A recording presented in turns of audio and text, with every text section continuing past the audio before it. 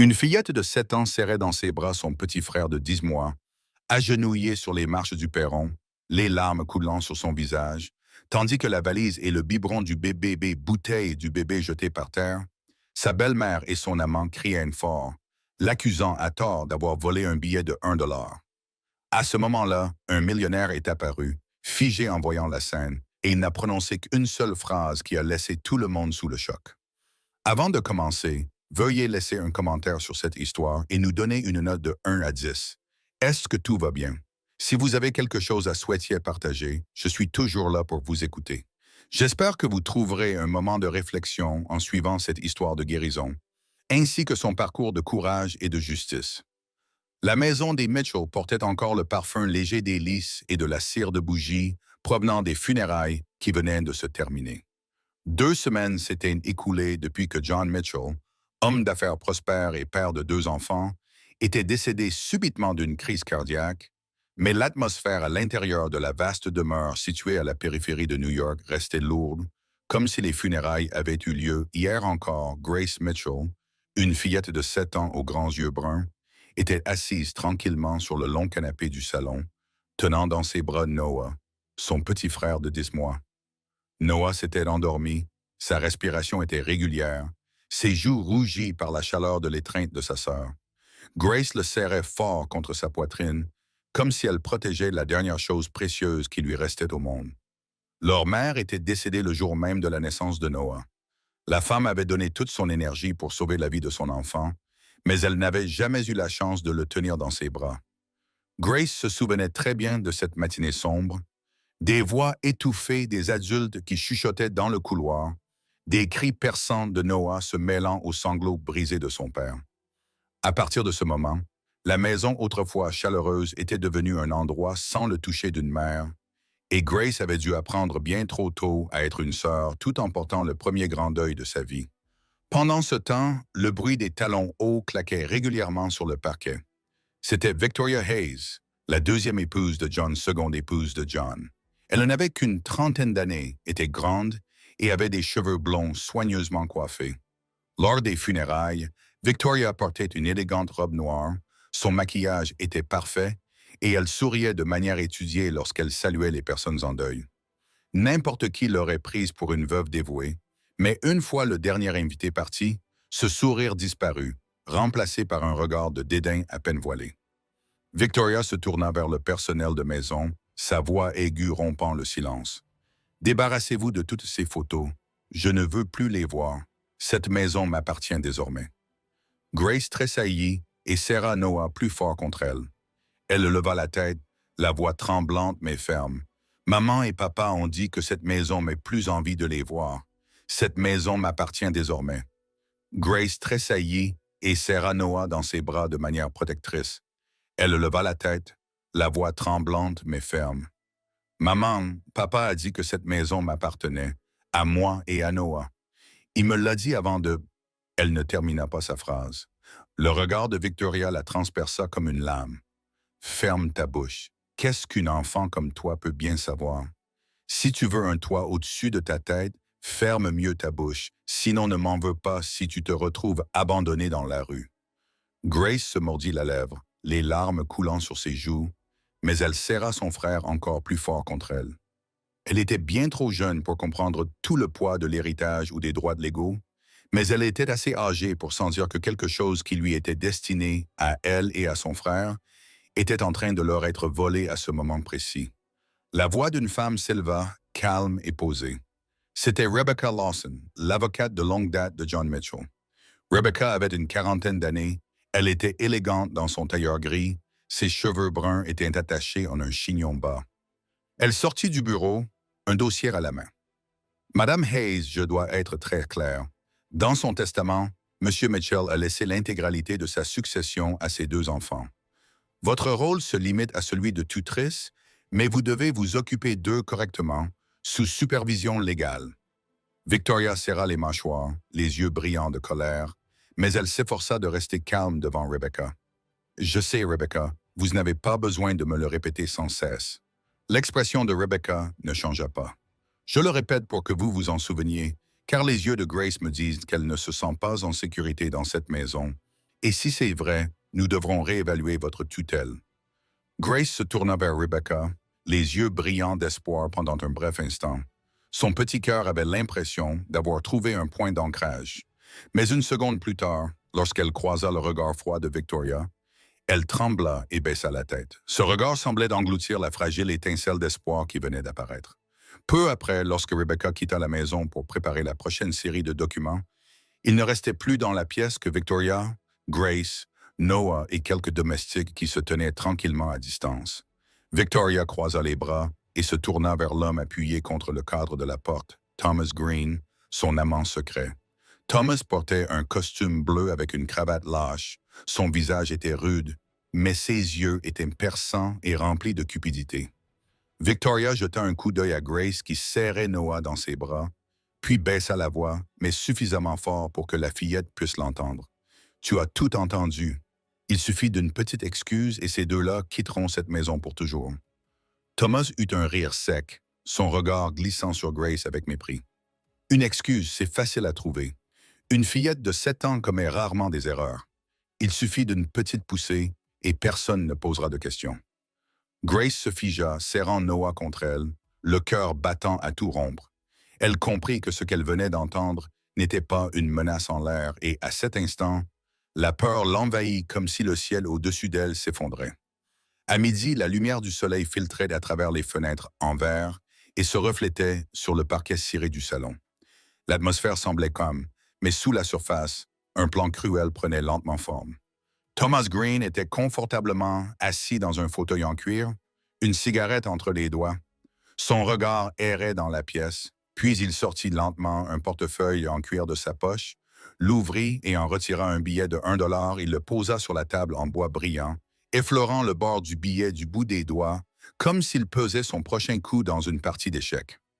Thomas était le genre d'homme qui avait suffisamment d'expérience pour savoir comment dissimuler sa perfidie derrière une apparence soignée.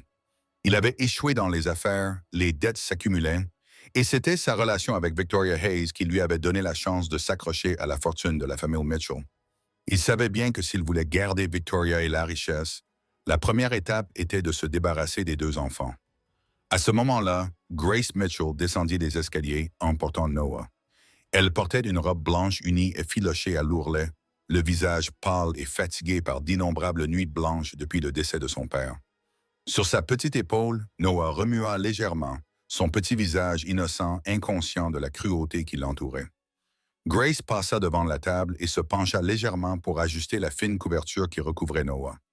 C'était le moment que Thomas attendait. D'un geste rapide, il glissa le billet dans la poche de Grace, se pencha en arrière, alluma une cigarette et exhalait la fumée comme si de rien n'était. Un instant plus tard, Thomas bondit soudainement, frappa la table et hurla. « Où est mon portefeuille? Où est ton billet de 1 $? » Le cri brisa le silence, faisant sursauter Grace. Surprise, elle se retourna et Noah se mit à pleurer bruyamment. Le cliquetis aigu des talons hauts résonna rapidement dans le couloir. Victoria apparut, les lèvres peintes d'un rouge profond, les yeux brillants, comme si elle avait attendu cette occasion. Elle se dirigea droit vers Grace, attrapa la jeune fille par l'épaule et hurla. « Restez là! Laissez-moi voir ce que ce gamin cache! » Grace tremblait en essayant de se retourner pour protéger Noah. Mais la main de Victoria, était déjà dans la poche de la jeune fille. Le billet d'1 $ brilla au soleil avant de tomber sur le sol. Victoria le ramassa, le brandit haut et s'écria triomphalement. « Le voilà! La preuve est sous nos yeux. Une voleuse pourrie jusqu'à la moelle depuis son enfance. » Grace fondit en larmes, des torrents de tristesse coulant sur ses joues. Elle secoua la tête encore et encore, serrant Noah contre sa poitrine, la voix brisée. « Je l'ai pas pris, je le jure. Je l'ai pas pris. Je n'ai même pas touché son portefeuille. » Thomas s'avança, un sourire froid se dessinant sur ses lèvres. Il se baissa, fixant Grace du regard. La fumée de cigarette qu'il souffla fit détourner le visage de la jeune fille. « Arrête de faire semblant d'être innocente, Grace. Ton père au grand cœur n'est plus là pour te protéger. Tout ce qui te reste, ce sont tes petites mains voleuses. » Victoria ouvrit immédiatement la porte d'entrée. La lumière du jour inonda la pièce d'une luminosité aveuglante. Elle attrapa la petite valise qu'elle avait préparée plus tôt et la jeta sur les marches à l'extérieur. Le bruit sourd fit hurler Noah de terreur. Son biberon tomba et roula sur la cour en pierre. « Emmenez ce garçon immédiatement !» hurla Victoria, le visage déformé par la rage. « Je ne vais pas élever l'enfant de quelqu'un d'autre. » Grace s'effondra à genoux sur les marches, se précipitant pour ramasser le biberon, les mains tremblant de manière incontrôlable. Elle serra Noah contre elle, les larmes coulant sur les cheveux doux de son petit frère. « Maman, s'il te plaît, ne nous jetez pas dehors, je n'ai rien fait de mal. » Victoria ne la regarda même pas. Elle croisa les bras et fit un signe du menton vers la porte. « Sortez, partez tout de suite. Je veux plus vous voir, ni l'un ni l'autre. » Derrière elle, Thomas prit la parole d'un ton amer. « Victoria, c'est aussi bien comme ça. Les enfants comme elle finissent toujours par être un fardeau. Maintenant, sortez avant que j'appelle les flics. » Grace haletait, la poitrine serrée. Chaque mot qu'il lui lançait la transperçait comme une lame, déchirant le souvenir de son père. L'homme qui avait promis de la protéger pour le reste de sa vie. Maintenant, tout ce qui restait, c'était le rejet. Victoria se jeta sur Grace et enfonça son doigt dans le visage de la petite fille, sa voix couvrant les cris de Noah. « Petite ingrate, sors de ma maison immédiatement !» À ce moment-là, une voix masculine retentit depuis l'extérieur du portail, ferme et autoritaire, gelant l'atmosphère dans la pièce. « Ça suffit, tout le monde à l'intérieur !» Tout le monde s'arrêta net. La main de Victoria se figea en l'air. Thomas grimaça et les yeux remplis de larmes de Grace, les yeux remplis de larmes, écarquilla les yeux en se tournant vers le bruit. À la porte en fer se tenait un homme grand, vêtu d'un simple costume marron, une maillette en cuir à la main. C'était Daniel Carter, un homme d'affaires de 42 ans et associé de longue date de John Mitchell. Daniel avait toujours été discret, s'immisçant rarement dans les affaires familiales des autres, mais ce dont il venait d'être témoin le laissa sans voix. Il vit une petite fille serrant son petit frère contre elle, tremblante, à genoux dans la lumière du soleil, tandis que la femme qui aurait dû les protéger les chassait avec cruauté. Daniel laissa tomber sa maillette par terre et s'avança d'un pas décidé, la voix basse et grave, pleine de colère et d'émotion. « Mais qu'est-ce que vous croyez faire à ces enfants? » Daniel Carter posa sa maillette en cuir sur le sol carrelé et franchit le portail en fer. Le bruit de ses chaussures résonnait lourdement sur les marches, chaque écho retentissant dans le silence. Il s'arrêta à l'entrée, ses yeux scrutant chaque visage. Il y avait d'abord Grace, les cheveux bruns emmêlés, les joues mouillées de larmes, les lèvres tremblantes, serrant son petit frère dans ses bras. Puis Noah, le visage rougi d'avoir trop pleuré, ses petites mains toujours agrippées à la chemise de sa sœur. Et enfin Victoria, debout, les mains sur les hanches, son regard froid ne parvenant pas à cacher son malaise. La voix de Daniel grondait d'une voix grave et posée, sans crier, mais qui fit trembler toute la maison. « Victoria, qu'est-ce que c'est que ça? Comment oses-tu jeter tes enfants dans la rue en plein jour? » Victoria leva le menton, le ton sec. « Tu n'as pas le droit de t'en mêler, Daniel. C'est ma maison et la façon dont j'élève mes enfants ne te regarde pas. » Daniel s'avança, son ombre s'étirant sur les marches, les yeux brûlants de déception mêlés de fureur. « Ce sont tes enfants, et c'est ainsi que tu les traites? Grace et Noah sont les enfants biologiques de John Mitchell. Un homme qui m'a fait confiance pendant 20 ans. Il m'a demandé une fois de les protéger si jamais quelque chose arrivait. Ne crois pas que tu peux continuer à les maltraiter. » À l'évocation du nom de John, les yeux de Daniel s'embrasèrent d'émotion. Dans ses souvenirs, John était un ami fidèle, un homme qui l'avait soutenu dans de nombreuses épreuves difficiles. La promesse de protéger les enfants de John ne l'avait jamais quitté, mais Daniel n'avait jamais imaginé qu'il devrait la tenir si tôt. Thomas Green prit enfin la parole, d'une voix lente teintée de moquerie. « Monsieur Carter, je vous conseille de garder vos distances. Vous n'avez aucune idée de ce qui s'est passé dans cette maison. Cette fille vient de voler de l'argent dans le salon. Une enfant gâtée a besoin de discipline, pas de protection. » Il sourit avec mépris en jetant un regard dédaigneux à Grace, comme si chaque mot qu'il prononçait était une vérité incontestable. Grace haleta, serrant Noah plus fort contre elle, son corps tremblant alors qu'elle reculait. Mais lorsque Daniel se pencha et posa doucement sa main sur son épaule, quelque chose en elle se détendit. Sa voix claire et assurée portait le poids d'une promesse. Grace, je crois en tu n'as pas à avoir peur. La petite fille eut un sanglot, ses épaules tremblant violemment pour la première fois depuis la mort de son père. Il y avait un adulte qui se levait pour la protéger, sans la gronder, sans la repousser. Les larmes coulaient, tandis que Grace enfouissait son visage dans la veste de Daniel en sanglotant. « Je n'ai pris rien, je le jure. » Daniel resserra doucement son étreinte sur ses frêles épaules, son regard se posant sur Victoria et Thomas, sa voix dure comme l'acier. « Vous avez inventé tout cela juste pour humilier une enfant. Comprenez-vous seulement ce que vous faites? Vous détruisez sa confiance, vous détruisez les derniers souvenirs que ses parents lui ont laissés. » Victoria essaya de rester calme, mais ses lèvres serrées tremblaient légèrement. Elle détourna la tête et cracha entre ses dents serrées. « Joue pas les héros, Daniel. Tu ne sais rien de ces enfants. Ils ne sont pas aussi obéissants que tu le penses. » Thomas intervint avec un sourire narquois. « C'est vrai, tu peux te bercer d'illusions en croyant qu'elle est innocente. Mais la vérité est tout autre.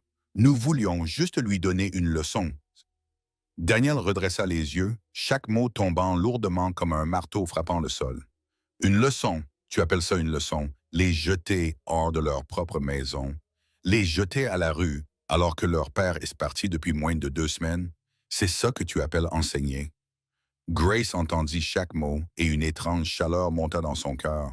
Chaque phrase de Daniel était comme un mur protecteur. Noah avait arrêté de pleurer. Seuls de petits hoquets subsistaient, ses grands yeux ronds fixés sur Daniel comme s'il se sentait en sécurité. Daniel se pencha et prit Noah dans ses bras. Le bébé resta silencieux un instant, puis posa lentement sa tête sur l'épaule de Daniel.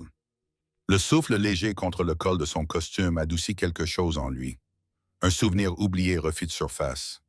Quand il était enfant, lui aussi avait été abandonné aux portes d'un orphelinat.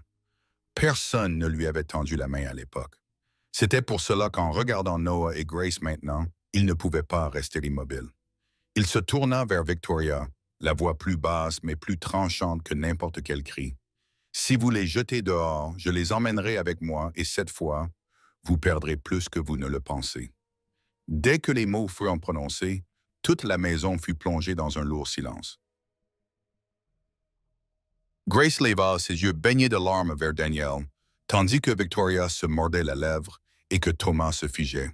Une nouvelle bataille venait de commencer et personne ne pouvait prédire où elle mènerait. L'après-midi suivant, Daniel conduisit Grace hors du bâtiment d'un pas rapide et déterminé. Il portait Noah dans ses bras, essayant de protéger les yeux innocents du bébé des regards indiscrets de quelques voisins debout sur leur porche. Il ne pas un mot, mais les hochements de tête et les regards en coin suffirent à Grace pour comprendre que la nouvelle avait déjà commencé à se répandre. En effet, en une seule nuit, l'histoire du dollar manquant s'était répandue dans tout le quartier. Les gens chuchotaient entre eux et parmi toutes les voix, celle d'Evelyn Scott était la plus forte. Evelyn, une femme d'une 50aine d'années qui vivait à quelques maisons des Mitchell, était connue pour sa curiosité.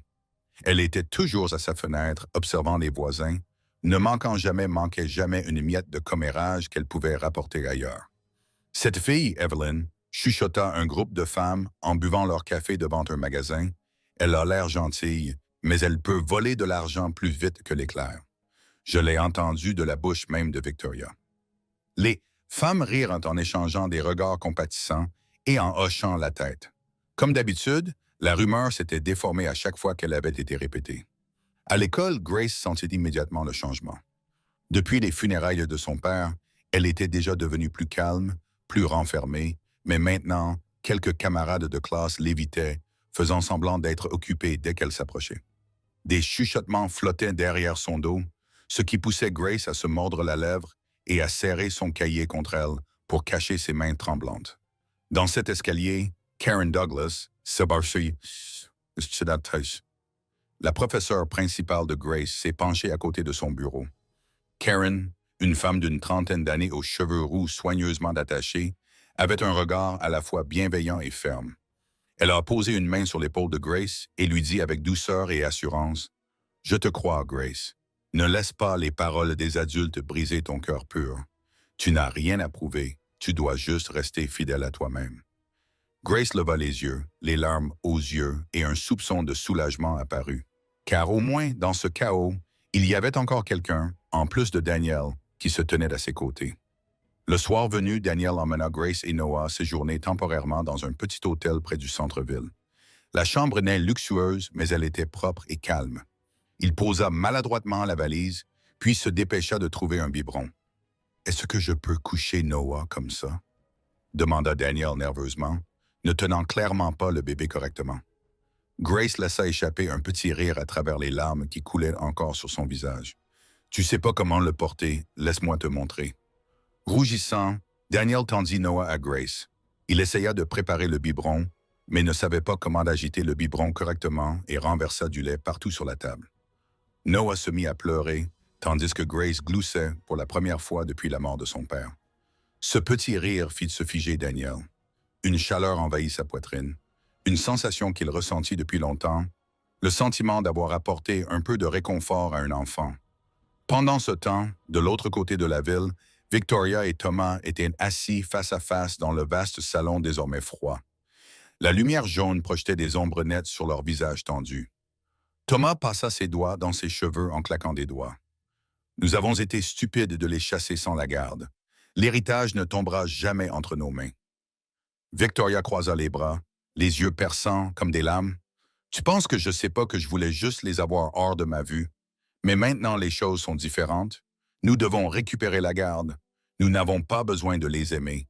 Nous avons juste besoin que leurs noms soient sous ma garde sur le papier. Tant qu'ils sont encore enfants, ils ne se rendront compte de rien. » Thomas acquiesça, mais son expression resta tendue. Il savait que le plan ne serait pas facile, pas avec Daniel sur le chemin. Cette nuit-là, dans la chambre d'hôtel, Daniel se pencha en arrière sur une chaise, regardant Grace bercer son petit frère pour l'endormir, la lueur chaude de la lampe adoucissant son visage, le rendant à la fois fragile et résilient. Pensa-t-il en pensant à John, le vieil ami qui lui avait fait confiance, et il poussa un long soupir. Le téléphone sur la table vibra. Daniel décrocha, adouci de son visage, la rendant à la fois fragile et résistante. Il pensa à John, son vieil ami qui lui avait fait confiance, et poussa un long soupir. Le téléphone sur la table vibra. Daniel décrocha. C'était Rebecca Lawson, l'avocate de confiance de John, dont la voix était plus pressante que d'habitude. « Daniel, je viens de consulter le dossier médical de John Mitchell. Il y a des irrégularités. Je ne suis pas convaincu que sa mort soit naturelle. » Daniel serra le téléphone dans sa main, le cœur battant à tout rompre. Il savait que cette bataille venait d'entrer dans une toute nouvelle phase. Daniel quitta l'hôtel le lendemain matin à grands pas, serrant fermement la pile de documents que Rebecca venait de lui remettre, chaque feuille lui semblant plus lourde qu'une pierre. Les portes vitrées du cabinet d'avocats apparurent et dans le hall, Rebecca Lawson l'attendait déjà, le visage tendu. Cette femme d'âge mûr portait un tailleur sombre et tenait une épaisse enveloppe à la main. Lorsque Daniel entra, elle ne perdit pas de temps en paroles et lui fit simplement signe de la suivre à l'étage. Une fois la porte fermée, Rebecca posa l'enveloppe sur le bureau et dit d'une voix basse et calme, « Voici une copie des dossiers médicaux. Les résultats montrent que les médicaments pour le cœur que prenait John Mitchell avaient été remplacés. Les pilules contenues dans le flacon étaient totalement inefficaces. Quelqu'un a remplacé ces médicaments. » Daniel se figea, la main tremblant légèrement sur la pile de papier. Dans son esprit, il revit le regard de John lors de la dernière fête, le regard calme et suppliant de son ami lorsqu'il lui avait murmuré « Si quelque chose m'arrive, veille sur les enfants. » Il ferma les yeux un instant, puis les rouvrit, le regard lourd de colère. « Alors, ils l'ont vraiment fait, » murmura Daniel, chaque mot lui serrant la gorge. Rebecca acquiesça d'un signe de tête, la voix ferme. « Je m'en doutais depuis le début, mais maintenant, nous avons une piste d'enquête plus claire. Daniel, si vous décidez de vous lancer là-dedans, vous ne pourrez plus faire marche arrière. » Daniel serra le poing. Il savait qu'il ne s'agissait pas seulement de rendre justice à John, mais aussi de préserver la vie et l'avenir de Grace et Noah. Pendant ce temps, au domaine Mitchell, la scène était complètement différente. Victoria se tenait au milieu d'un salon bondé, vêtue d'une robe rouge éclatante, les lèvres peintes d'un rouge foncé. Les rires résonnaient, les verres de vin s'entrechoquaient et les compliments fusaient. « Victoria est vraiment une mère parfaite », déclara un invité flagonneur. Gérer le foyer et s'occuper des deux enfants, c'est vraiment admirable. Victoria sourit et leva son verre comme si ces mots étaient une vérité indéniable. Mais dans un coin de la pièce, Grace était assise tranquillement avec Noah dans ses bras. Elle serrait son petit frère contre elle, les yeux fixés sur le parquet. Le bruit de la fête lui semblait lointain, appartenant à un monde qui n'était pas le sien. Soudain, une femme s'avança. Anna Collins, la voisine de longue date de la famille Mitchell, âgée d'environ 40 ans, les cheveux bruns soigneusement attachés en arrière, le regard chaleureux, tendit à Grace un mouchoir propre et lui murmura « Tu es plus forte que tu ne le penses. N'oublie pas que M. Carter ne t'abandonnera pas. N'oublie pas que M. Carter ne t'abandonnera pas. » Grace leva les yeux, les larmes aux yeux, la voix brisée, réduite à un faible murmure. « Je veux juste que mon père soit en vie. » Anna ne put se retenir. Elle se pencha et prit Grace dans ses bras, la serrant fort contre elle. À cet instant, les larmes de deux générations se mêlèrent, l'une pleurant la perte d'un vieil ami, l'autre aspirant à retrouver son père.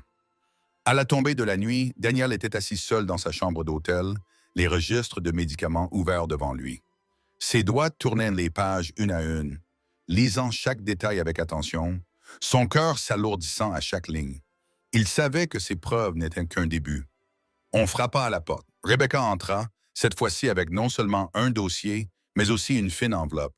Elle la posa devant Daniel, sa voix lente mais tranchante comme une lame. « Je viens de recevoir les résultats d'une analyse indépendante, Daniel. C'est la preuve la plus concluante que nous puissions avoir. » Il ouvrit l'enveloppe et regarda le papier tamponné à l'intérieur. Sa poitrine se serra. Rebecca prononça chaque mot clairement, les yeux rivés sur Daniel. John Mitchell avait été assassiné ce matin-là. Daniel sortit de la voiture avec Grace et Noah. Il leva la main pour se protéger de la lumière aveuglante du soleil, puis se baissa pour ajuster l'écharpe sur les épaules de Grace.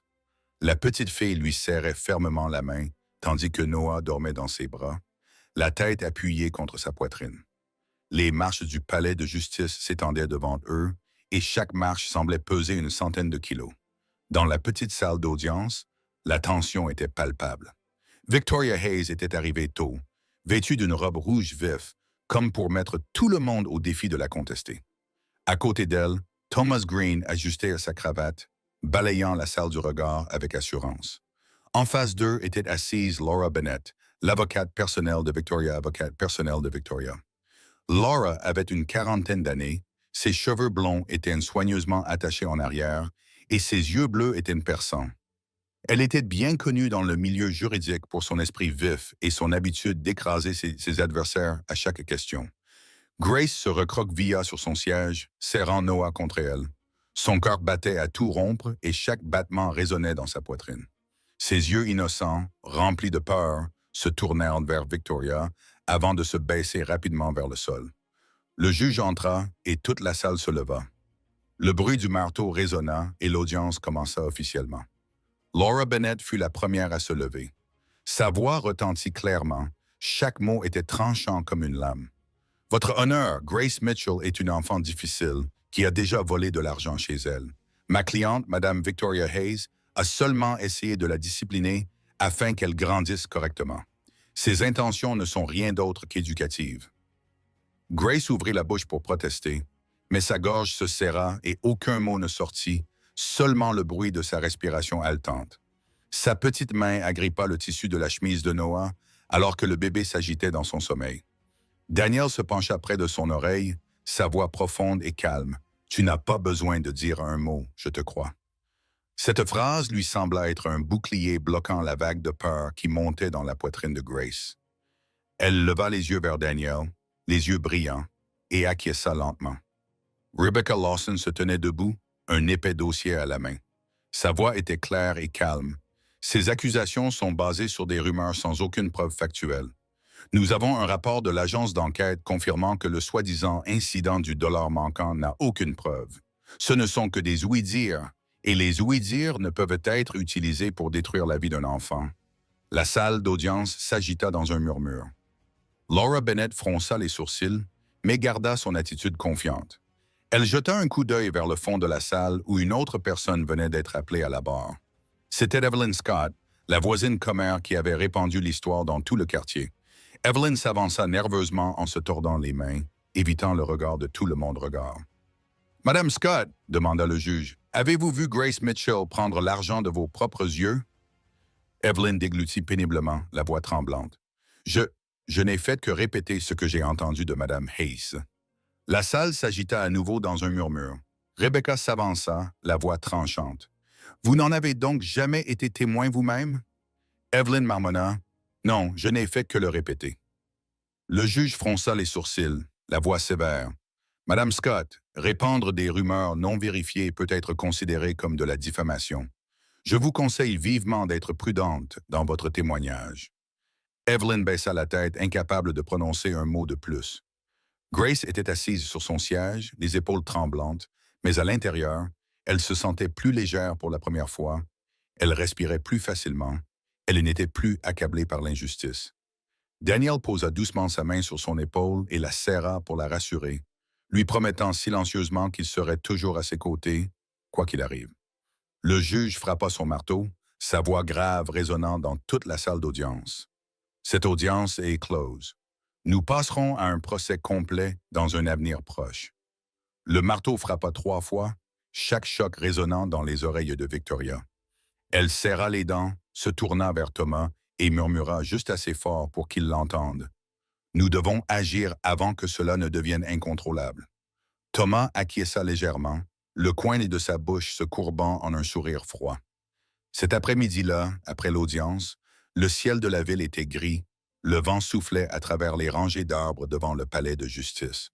Thomas Green se dépêchait sur le trottoir, sa cravate défaite, ses pas précipités comme ceux d'un homme en fuite. Il ne regardait jamais en arrière, mais la tension sur son visage et la sueur sur son front trahissaient son état de tourment. Victoria sortit quelques minutes plus tard et l'appela. « Thomas, atteins-moi !» Mais Thomas ne s'arrêta pas. Il se contenta de lui faire un signe de la main pour lui dire de partir et se glissa dans la rue bondée. Plus tard dans la soirée, dans une petite bar à la périphérie de la ville, une faible lumière jaune éclairait de vieilles tables en bois. Thomas était assis dans un coin, silencieux, une bouteille de whisky déjà à moitié vide. Il se servait encore et encore, avalant chaque gorgée comme pour noyer la peur dans son esprit. Fois que le verre se vidait, il marmonnait. Elle avait promis de s'occuper de tout, et maintenant je suis sur le point de tout perdre. Le bruit du bar s'estompait autour de lui. Quelques clients jetèrent un coup d'œil dans sa direction avant de détourner les yeux. Tout le monde ici était habitué à voir des hommes brisés boire pour s'engourdir, mais dans les yeux injectés de sang de Thomas, il y avait plus que de l'alcool, c'était de la panique. La porte du bar s'ouvrit, une rafale de vent nocturne balaya l'intérieur, une grande silhouette entra, son manteau marron drapé sur ses larges épaules. Daniel Carter n'a pas mis longtemps à trouver Thomas, il savait exactement où celui-ci choisirait de se cacher. Daniel s'assit en face de lui sans le saluer, tapota légèrement la table du bout des doigts et dit d'une voix basse mais ferme, « Tu penses que l'alcool t'aidera à échapper à quelque chose? » Thomas leva la tête, les yeux rougis, et laissa échapper un rire amer. « Échapper à la peur? Tu ne comprends pas? Victoria avait promis de s'occuper de tout. Mais regarde autour de toi, tout s'écroule, il ne me reste plus que cette boue. » Il abattit son verre sur la table, la voix tremblante. « J'ai des preuves, des papiers qu'elle a cachés. Le moment où elle m'a demandé d'aller chercher les médicaments. Si tu veux de l'argent, je te dirai tout. Sinon, elle et moi, on coulera tous les deux. » Daniel le fixa droit dans les yeux, le regard inébranlable. « Tu penses que l'argent te sauvera? Ce dont tu as besoin, ce n'est pas plus d'argent sale. Ce dont tu as besoin, c'est d'une chance de recommencer à zéro, de vivre décemment à nouveau. S'il te reste un temps soit peu de conscience, dis la vérité pour ces 2 enfants, pas pour l'argent. » Thomas se tut, la main tremblante autour du verre, le regard baissé, déchiré, les yeux brillants de conflit. Pendant un bref instant, on aurait dit qu'il allait s'effondrer et tout avouer, mais comme un homme terrifié par la lumière, il se leva brusquement de sa chaise et recula. « Tu ne comprends pas, je ne peux pas, » balbutia-t-il avant de sortir en titubant dans la nuit, son ombre vacillant et disparaissant dans l'obscurité. Daniel resta assis, pensif. Un nouveau Thomas avait commencé à craquer, et quand un complice craque, la vérité n'est jamais loin. Cette nuit-là, quand Daniel revint à l'hôtel, Grace se précipita hors de sa chambre, les yeux paniqués. Mon oncle, il est brûlant, je ne sais pas quoi faire. Noah n'arrête pas de pleurer. Daniel ne perdit pas une seconde. Il prit Noah dans ses bras, le petit corps brûlant de fièvre, le souffle rapide et superficiel. L'enveloppant dans une couverture, Daniel courut vers la voiture, le moteur rugissant dans la nuit, les lampadaires défilant à toute vitesse. Grace était assise sur le siège arrière, agrippant son bras et murmurant des prières. À l'hôpital, des lumières vives éclairaient les murs blancs. Les infirmières se précipitaient vers Noah pour l'emmener directement aux urgences. Daniel retint Grace en lui saisissant fermement les épaules pour l'empêcher de courir après eux. Un médecin s'approcha. Le docteur Sarah Miller, la quarantaine, les cheveux bruns soigneusement attachés en arrière, avait une silhouette sévère mais ses yeux chaleureux. Elle examina rapidement Noah, puis fit signe aux infirmières.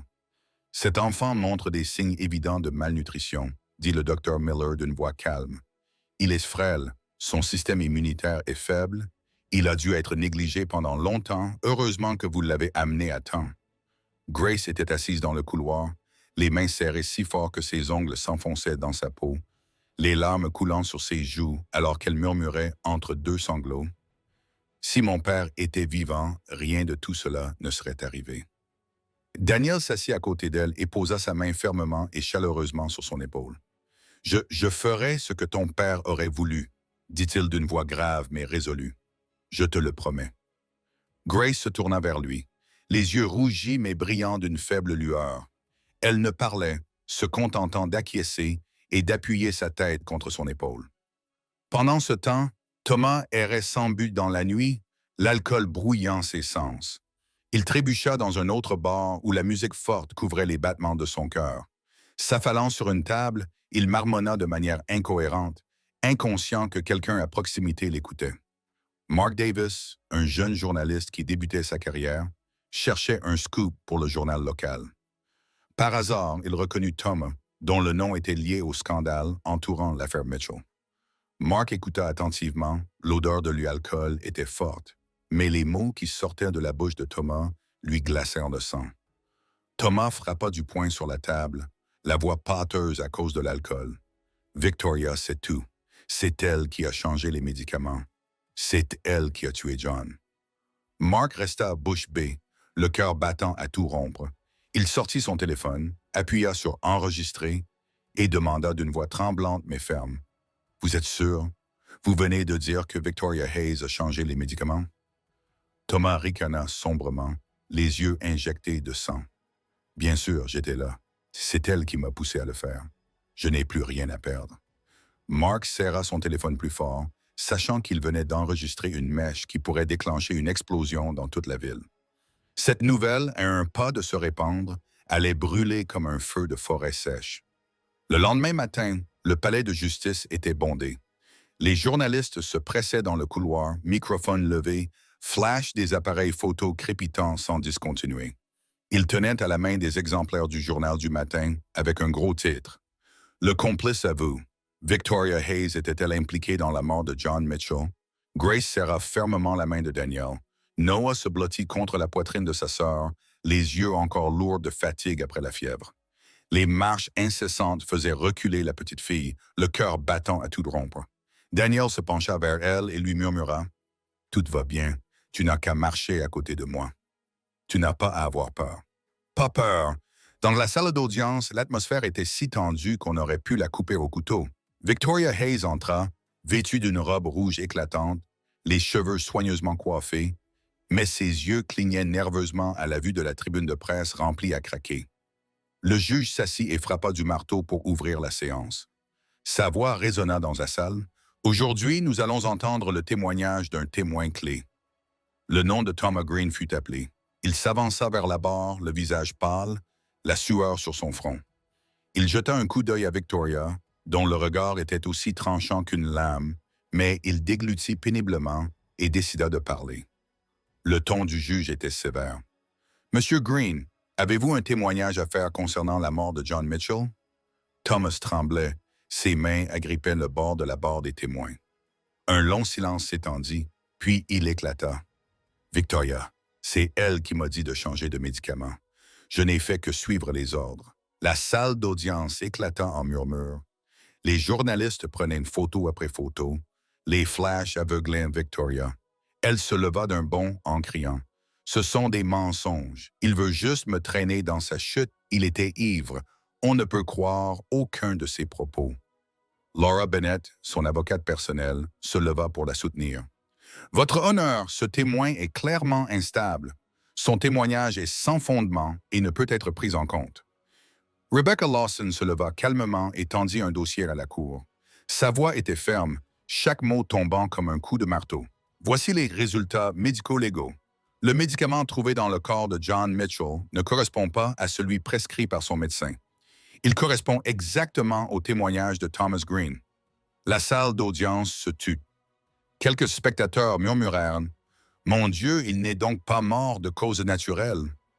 Les doigts de Victoria s'enfoncèrent dans l'accoudoir en bois, ses ongles vernis de rouge laissant des marques sur la surface. Le juge continua. « Maître Bennett, la Cour a reçu une requête du ministère public. Il vous accuse pas mort de mort naturelle. » Les doigts de Victoria se sont enfoncés dans l'accoudoir en bois, ses ongles vernis de rouge laissant des marques sur la surface. Le juge a poursuivi. « Maître Bennett, la Cour a reçu une requête du ministère public. Ils vous accusent d'avoir accepté des paiements illégaux de Victoria Hayes.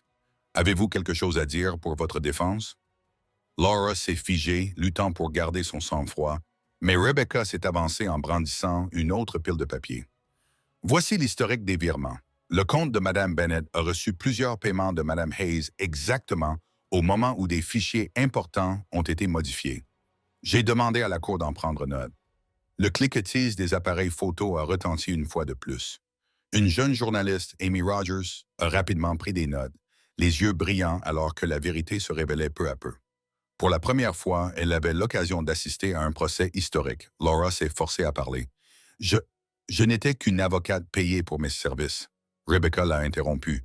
Les honoraires d'avocat ne sont jamais payés par des virements cachés comme ceux-ci. Le juge a froncé les sourcils et a frappé son marteau pour rappeler l'ordre dans les rangs arrière. Grace était assise en silence, serrant Noah contre elle. Chaque témoignage, chaque élément de preuve lui transperçait les oreilles comme si un épais brouillard se dissipait. Pour la première fois, elle réalisait que la justice n'était pas le rêve lointain dont son père lui avait parlé. Grace murmura, presque uniquement pour elle-même. « Papa, enfin, il croit dans la vérité. » Daniel se pencha et posa doucement sa main sur le dos de la jeune fille d'eau, lui donnant une pression ferme. Son regard était déterminé, comme une promesse silencieuse. De l'autre côté de la salle, Victoria perdait le contrôle. Elle se pencha vers Thomas, la voix brisée. « Lâche, tu mourras avec moi. » Thomas gardait la tête baissée, les épaules tremblantes. Il n'osait pas se retourner, mais dans ses yeux, on pouvait lire une lueur de soulagement, comme s'il était enfin prêt à admettre la vérité. Le procès se prolongea jusqu'en fin d'après-midi, lorsque le juge frappa une dernière fois de son marteau et que sa voix retentit clairement. « Demain, le verdict final sera rendu. » La salle d'audience était suffocante. Les journalistes se précipitèrent dehors pour relayer la nouvelle. Victoria resta figée sur sa chaise, le visage pâle. Elle se tourna vers Grace, les lèvres rouges serrées, avant d'esquisser un sourire froid et effrayant. Elle se pencha et murmura entre ses dents serrées, juste assez fort pour que Grace l'entende. « Cette petite fille paiera pour tout. » Grace tressaillit, les yeux écarquillés, les bras tremblants, serrant Noah Daniel le vit et s'interposa immédiatement devant elle. Le regard d'acier, mais le murmure s'était déjà profondément ancré dans l'esprit de la jeune fille, telle une ombre menaçante prête à l'engloutir tout entière. Le lendemain matin, le tribunal municipal était bondé.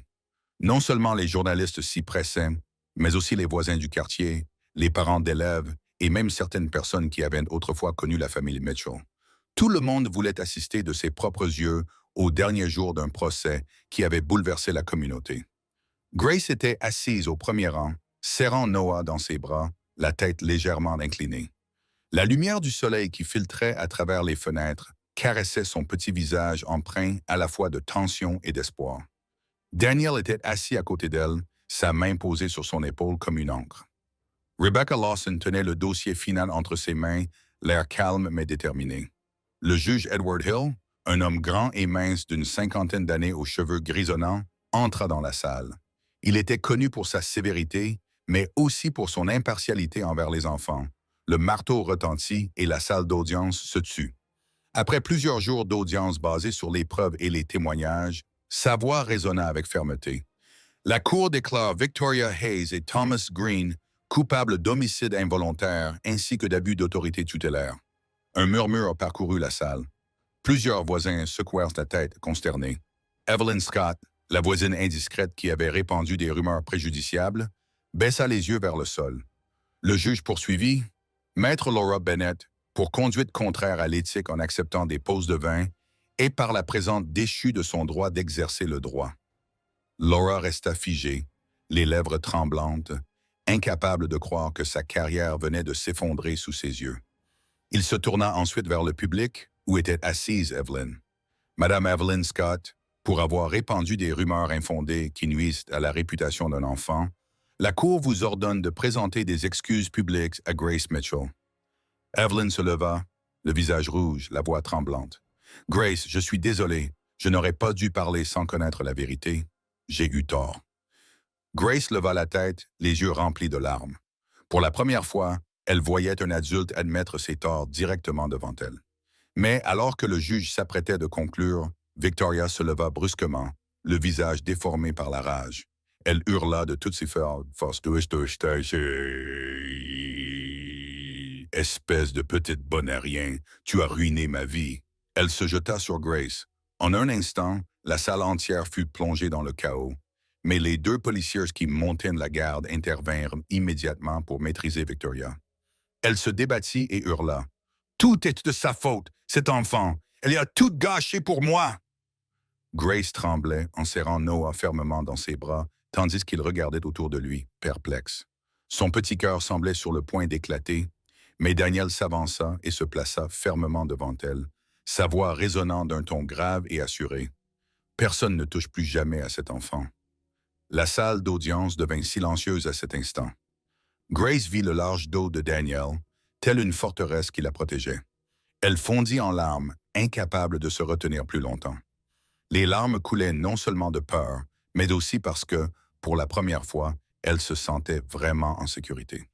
Le juge frappa fort avec son marteau et ordonna d'une voix forte. « Ce procès est toujours en cours. » Il regarda Daniel droit dans les yeux, puis déclara « En tant qu'ami de longue date de John Mitchell et en tant qu'homme qui a prouvé sa capacité à prendre soin d'eux, la garde officielle de Grace et Noah Mitchell est par la présente accordée à Daniel Carter. » Le bruit sec et décisif du marteau résonna dans la salle. Ces mots sonnèrent comme une cloche de salut. Grace enfouit son visage dans l'épaule de Daniel, sanglotant de manière incontrôlable. Noah, épuisé après tant de longues journées, s'était endormi dans ses bras. Daniel serrait les deux enfants contre lui, les yeux rougis, mais le regard déterminé. Dans le couloir, les journalistes se pressaient, posant des questions sans relâche. « Monsieur Carter, que pensez-vous de l'obtention de la tutelle? Grace, veux-tu dire quelque chose? Quelqu'un va-t-il vous aider à élever les enfants? » Daniel protégea Grace et acquiesça brièvement. « Je répondrai plus tard. Pour l'instant, les enfants ont besoin de calme. » Rebecca intervint habilement, écartant la foule pour leur ouvrir un passage. Son regard rayonnait de protection, non seulement pour les deux enfants, mais aussi pour Daniel, l'homme qui venait officiellement de devenir père cet après-midi-là. Alors qu'il quittait le palais de justice, la lumière dorée du soleil inondait les marches. Grace leva lentement la tête, les yeux encore humides de larmes. Elle regarda Daniel, la voix tremblante mais claire. « Es-tu vraiment celui qui va prendre soin de nous? » Daniel se pencha et enlaça les deux enfants dans ses bras en murmurant « Je ne fais pas de promesses en l'air. Je serai là tous les jours jusqu'à ce que vous soyez grands. » Grace retint ses larmes, sa petite main agrippant fermement sa chemise comme si le fait de lâcher prise allait tout faire disparaître. Cette nuit-là, dans le calme du bureau, Rebecca empilait des dossiers. Daniel se tenait près de la fenêtre, les lumières de la ville projetant leur éclat sur son visage. Il resta longtemps silencieux avant de marcher vers elle, la voix basse mais ferme. « Rebecca, ce n'est que le début. Je dois apprendre à être père. » Rebecca leva les yeux. son regard à la fois doux et déterminé. Tu, Daniel, parce que tu déjà commencé avec le cœur. À l'extérieur, la ville bourdonnait comme toujours. Mais à l'intérieur de cette pièce, un nouveau voyage avait commencé. Le voyage d'un homme qui apprenait à devenir père et de deux enfants qui, pour la première fois, pouvaient enfin appeler un endroit chez eux. La voiture noire quitta le centre-ville et se dirigea droit vers la périphérie. Sur la banquette arrière, Grace tenait Noah fermement dans ses bras, les yeux fixés sur la fenêtre où des rangées d'arbres s'étendaient à l'infini comme pour ouvrir une nouvelle voie. Le procès était terminé. Victoria et Thomas avaient payé le prix, mais pour la petite fille, les choses n'étaient pas encore réglées. Ce n'est que lorsque la voiture s'est arrêtée que Grace a vu apparaître une petite maison à 2 étages derrière une clôture en bois blanc. Daniel a coupé le moteur, est sorti et a ouvert la porte aux deux enfants. Il n'a dit grand-chose, se contentant de pointer du doigt. « Ce sera notre maison. » Grace cligna des yeux, hésitante. « Vraiment, une maison pour moi et Noah? » Daniel se pencha doucement et lui caressa les cheveux en bataille. « Pas seulement pour vous deux, pour toute notre famille. » L'intérieur de la maison était aéré et chaleureux. Il y avait un petit salon avec un canapé couleur crème près de la fenêtre et, sur la table, un vase avec des fleurs fraîches qu'Anna Collins avait apportées plus tôt. Un escalier en bois menait au 2e étage, où Daniel avait préparé 2 chambres séparées. Grace courut, poussa la porte de la chambre de droite. Les murs étaient peints en bleu clair et sur le bureau se trouvait une boîte de crayons de couleur et quelques cahiers neufs. Elle entra, toucha le mur et murmura « Cette couleur, c'est la même que celle du ciel que je dessine toujours. » Daniel se tenait dans l'embrasure de la porte, le regard adouci. J'avais deviné juste. À côté, la chambre de Noah était plus petite, mais un berceau blanc se trouvait près de la fenêtre, avec une couverture bleue soigneusement pliée. Lorsque Daniel l'a porté à l'intérieur, Noah a éclaté de rire, sa petite main tendue vers le rideau qui se balançait dans la brise. Grace s'est penchée pour ajuster son oreiller et a murmuré « À partir de maintenant, tu n'auras plus à dormir dans le noir. » Le lendemain matin, Daniel a voulu préparer le petit déjeuner lui-même. Il n'était pas habitué à cela, alors quand il a mis le pain dans le grille-pain, il a regardé distraitement la casserole d'œufs en train de cuire. Un bruit sec a retenti et de la fumée s'est répandue dans la cuisine. Grace a couru en bas en se couvrant le nez, puis a éclaté de rire en le voyant se débattre avec le pain grillé noirci. « Tu es encore pire que moi quand j'ai appris à cuisiner. » Daniel, l'air embarrassé, posa le gâteau et sourit maladroitement. « Oui, je suppose que c'est vrai, mais au moins je sais commander une pizza. » Ces paroles firent éclater Grace de rire. Ces sons, qui résonna pour la première fois dans la maison, balaya la morosité persistante. Cet après-midi-là, Anna Collins vint leur rendre visite. Elle apporta un sac de jouets, quelques livres d'images et un petit cheval à bascule en bois. Elle plaça le jouet dans les mains de Noah. Elle dit doucement « Cela appartenait à mon fils. Maintenant, je veux que Noah l'ait. » Noah applaudit et serra le nouveau jouet dans ses bras. Grace regarda Anna, les yeux brillants de gratitude. « Merci, vous suis comme une deuxième mère pour moi. » Anna eut la gorge serrée et ne put que serrer la jeune fille dans ses bras. « Non, ma chère, c'est grâce à des gens comme vous que je peux croire en la justice. » Daniel se tenait derrière elle, les bras croisés, les regardant toutes les deux, le cœur plus léger. Il savait que sans Anna, Rebecca et Grace, il n'aurait jamais pu aller aussi loin. Ce soir-là, le ciel de Scarsdale était plein d'étoiles. Grace s'assit à son nouveau bureau, prit du papier et des crayons de couleur et dessina lentement, chaque trait étant une tentative de retenir les sentiments qui l'habitaient. Une fois le dessin terminé, on voyait 3 personnes debout ensemble, un homme, une petite fille et un bébé, tous regardant le ciel. Elle apporta le dessin à Daniel. « J'aurais voulu que papa soit là aussi, mais je pense que s'il voit que je t'ai, il... » Elle hésita, puis parla doucement, comme si elle prenait une décision importante. « Je sais que désormais, je vais t'appeler papa. » Daniel se figea, le cœur serré. Ce mot si simple et pourtant si lourd. Il ne répondit pas tout de suite. Il se contenta de se pencher, d'embrasser Grace et d'acquiescer fermement. Une seule larme tomba sur le papier, se répandant légèrement dans le bleu du ciel. Grace leva les yeux et vit le tremblement dans ses yeux, mais aussi leur certitude. À ce moment-là, Rebecca Lawson passa. Elle apportait les derniers documents à signer par Daniel pour finaliser la procédure légale. En entrant, elle vit Daniel tenant Noah dans ses bras, Grace appuyée contre son épaule. Sur la table était posée la tarte qu'Anna avait apportée. Rebecca sourit. « Je n'ai jamais vu quelqu'un ressembler autant à un père que toi en ce moment. » Daniel sourit doucement et répondit tranquillement. « Je n'aurais jamais pensé voir un jour comme celui-ci. » Rebecca posa les papiers et s'assit en face de lui. « La famille, ce n'est pas seulement une question de sang, sœur, c'est aussi une question de choix. Et aujourd'hui, tu as fait le bon. » Tard dans la nuit, toute la maison était plongée dans le silence. Grace dormait dans sa chambre bleu pâle. Noah reposait dans son berceau et Daniel était resté dans le salon, une tasse de café froid à la main. La lumière jaune et chaude de la lampe éclairait la table en bois. Alors qu'il s'apprêtait à se lever, son regard s'est posé sur une enveloppe blanche soigneusement posée là. Elle ne portait aucun nom d'expéditeur. Daniel a froncé les sourcils et l'a ouverte.